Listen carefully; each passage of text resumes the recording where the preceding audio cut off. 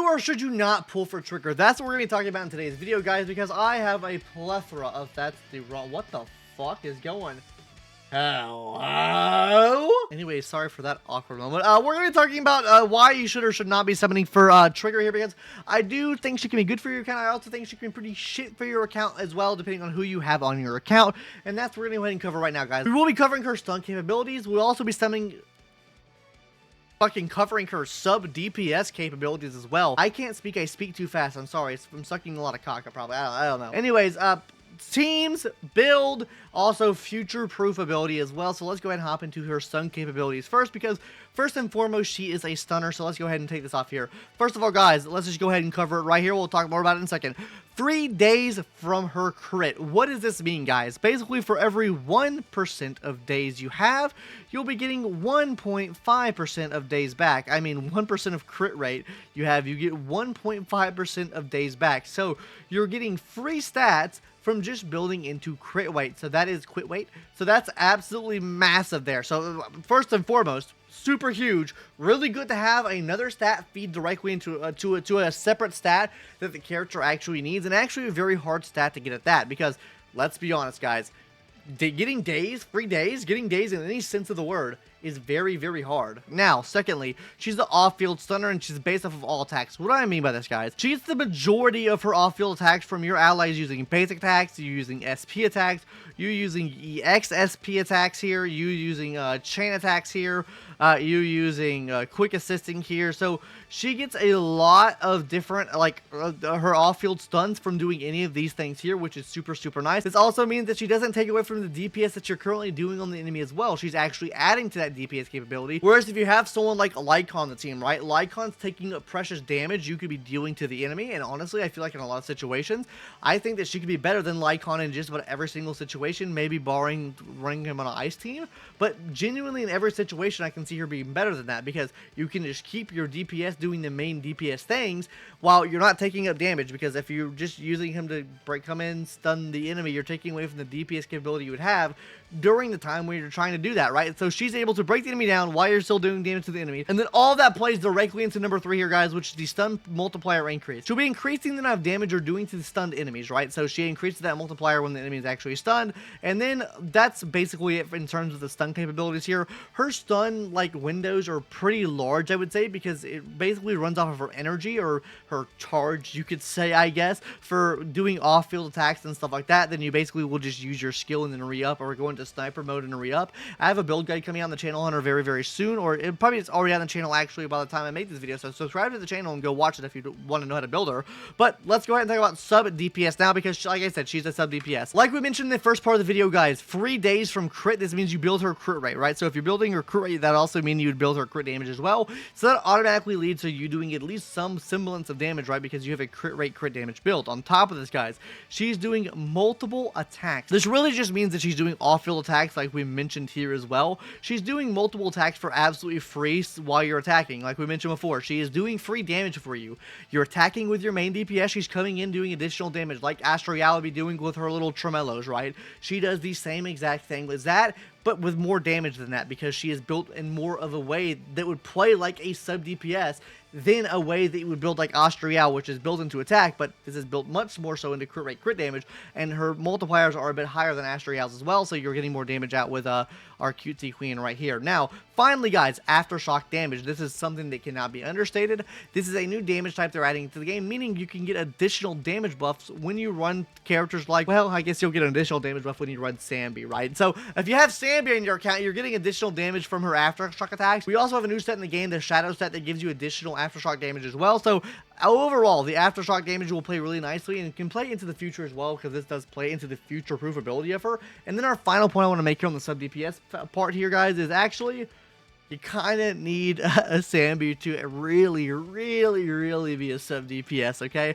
And the reason I say that, guys, is because Sambi offers one big thing, right? And what does Sambi offer you? Because first of all, guys, you're getting increased crit damage based off of Silver Soldier Ambi's crit damage if the enemy is marked. So if you're doing aftershock damage, you're basically getting a portion of Silver Soldier Ambi's crit damage towards that enemy. On top of this, guys, you'd be getting this as well for absolutely free. You're getting an additional 25% aftershock damage to the enemy too. So this is why I kind of say you need Sanby on the team to be like a real sub DPS, because this is like what is technically buffing the damage up. I'm not saying Astra Yao can't help, because Astra Yao definitely does help the damage out, but we have like a designated like pseudo buffer, pseudo helper towards the aftershock damage, which is Sanby.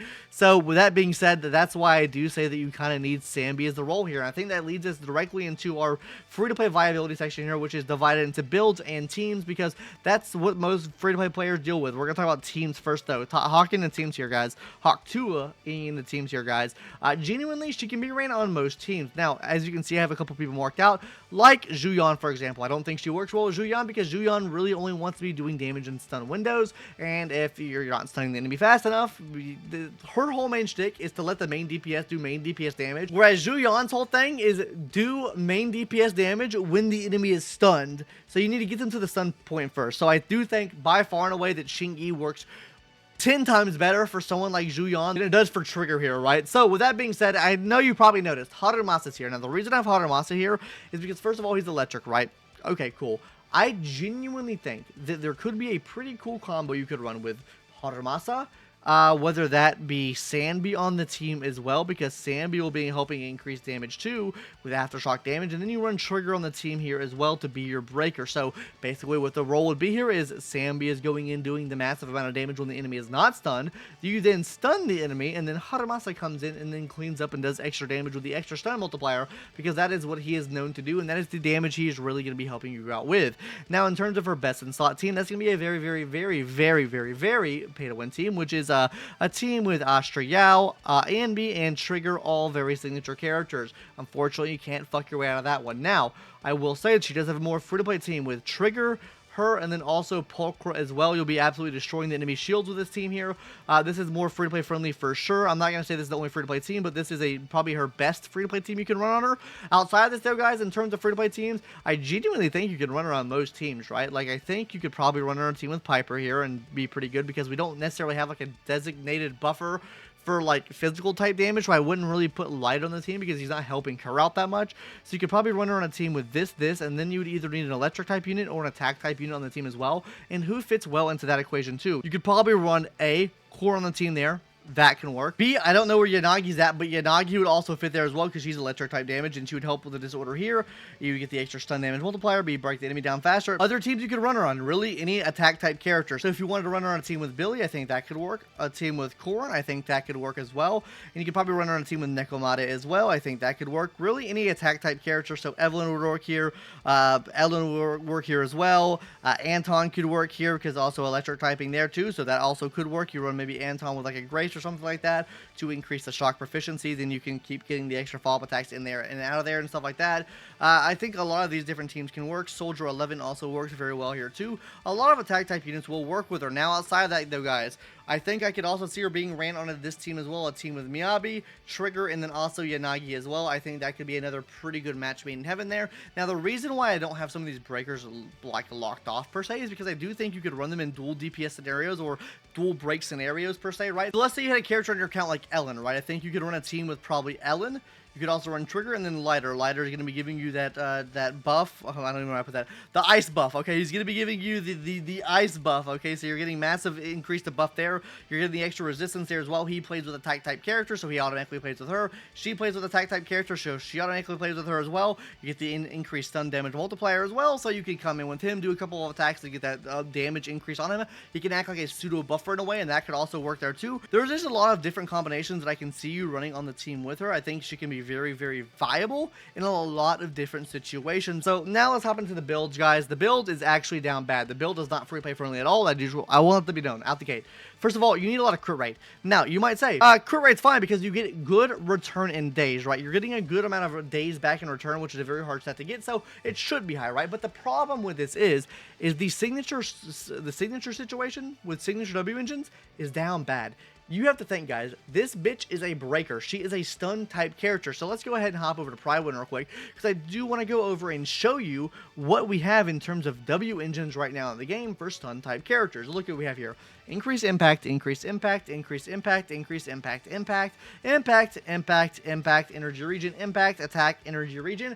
But what do you not see here? crit rate. What does that mean for her? This means that the crit rate is going to be insanely hard to build because we already know that her signature W engine is going to have a fuck ton of crit rate with it. So if you don't have the crit rate with her, it's going to be extremely hard to build her. This is the same bad down shit fucking situation that also fucking plugged to Miyabi as well. Gamers, I did not pull Miyabi's W engine because I don't like the fact that you need to pull a W engine for a character to work. And while that's true for Miyabi, I don't think you need her W engine. It just makes her build that much harder, right? Because with Miyabi, I'm stuck over here using goddamn a fucking attack W engine and Marcato Desires to get the crit rate I need to reach the threshold. If I didn't use that, I was using fucking, what, Novi Luna here, which gave me a 16% increase to crit rate. Like, it's fucking insane. It just makes the build that much harder to reach here. I think this is the worst thing about her. Genuinely, guys, I think the build you need for her is absolutely horrendous. If you can get that build, then I think she's fine. If you can't get that build, you are fucking yeah, but hey, it is up for you, buddy. Now let's go ahead and talk about this over here, guys, the Futureproof ability, because Futureproof ability is a really big thing. You want her to last a long time in your account, and I do think she will be just be doing that right now. There's a couple topics we have to talk about here. Vivian, we'll talk about her in a second though. Great stuns, future on field for DPS, maybe, I don't know. So the reason I say that, guys, is because a lot of her kit plays in the crit rate, crit damage already, and if she gets another character on the team, maybe a buffer that buffs aftershock damage, her stonks do go up tremendously, because that means you don't have to be kerfuckled into just using her on a team with Silver Soldier Ambi. Silver Soldier Ambi is, in my opinion, enables her to use her sub DPS capabilities. Like, don't get me wrong, I do think Pulchra could work very nicely here too, but then you're going to be taking up 2 slots for specifically 2 breakers on the team, which, I mean, like I said, I think it can work, but Pulchra's really only giving you increased aftershock damage, which would only technically really apply to just her, right? Unless you had another aftershock character on the team. So I do think whenever we get an aftershock buffer to the game, or someone that can buff aftershock damage more, with buffing the rest of the team as well, or helping the rest of the team out as well, I think she'll be coming in a lot more clutch there. So I do think her value goes up with that. Now, the elephant in the room, Vivian, the anomaly sub DPS. Now, I've already said I think anomaly sub DPS is what Vivian's going to be, and the reason I think that is because of the set we have in the game right now. We can go ahead and take a look at this new set, which is called whatever the fucking melody, right? This is increasing the damage for ether damage and increasing just overall anomaly proficiency by other allies using skills. That leads me to believe that she is going to be a sub DPS. And what does that mean for Trigger here, right? I do think in the game right now, while, yes, I think Electric is a very niche type and not many things share a weakness type with it other than some Ether type enemies, like 2 Ether type enemies, I believe, share a weakness type with Electric. Sure, whatever, right? But if we take a look at the game right now, what we have in the game per se, right, I do think that you can run any breaker. You might lose some DPS there, but we don't really have that many DPS for Ice and or Ether, right? Like, we have some top tier DPS here, but if you don't have these characters, then you're kind of fucked. We have Hugo coming out, which is absolutely massive. Love that. And then we have Vivian coming out. I think Vivian will play the same role that Bernice plays in a lot of teams. Bernice is fucking that bitch, okay? She is that bitch because she's a sub DPS for fire. She's not easily replaceable because she can just play so many different roles in so many different teams as a sub DPS or a main DPS in certain situations. I think Vivian does the same thing there. And for that matter, I think that, you know, while stunning, yes, is pretty important, and stunning does help out your damage overall. I don't know where I'm clicking at. I think genuinely that having this sub DPS anomaly will net you more damage in the long run than I think Trigger can, unless you have a fully focused team around Aftershock. That's where I think she works. So should you or should you not be summoning for Trigger? Well, I think that really depends on your account, right? I think if you don't have a breaker already on your account, maybe a signature breaker, maybe even just a normal S rank breaker on your account, I think she's a really good pull, right? I think the problem that lies with her is that she wants to be a sub DPS, but she really doesn't have any other like aftershock support other than running Pulchra on the team as well. And with Pulchra being on the team, that doesn't really support anyone else's damage on the team other than aftershock damage, and no one else other than Silver Soldier Ambi can do that. And on top of that too, guys, Trigger realistically doesn't give you much support for your other allies too if it's not related to aftershock. So it's very hard for me to come out and say to pull for this character because she doesn't support anything else. She does breaking on the enemy. She can do sub DPS levels of damage, but you don't really unlock the full damage capability unless you're enhancing aftershock damage, which no one in the game else really does right now. So So I feel like she'll be much better for the future than she is going to be right now. I think if you were planning to pull right now, I think you should pull for probably Vivian. Vivian's a sub DPS character that's coming out to the game soon, like I mentioned before. We already know how good Bernice is, and how good Bernice has stood the test of time already, considering the fast-paced nature of the power creep in this game. So, I mean, I think Vivian's probably the better pull, but it's really going to depend on your account, guys. Genuinely, if I just started the game or I didn't really have any, like, S-rank breakers on my account or, like, any good breakers on my account, I would pull her. 100%. Anyways, guys, that's going to do it for today's video. Hopefully you enjoyed. Subscribe if you haven't already, and I'll see you in the next one later. Bye-bye.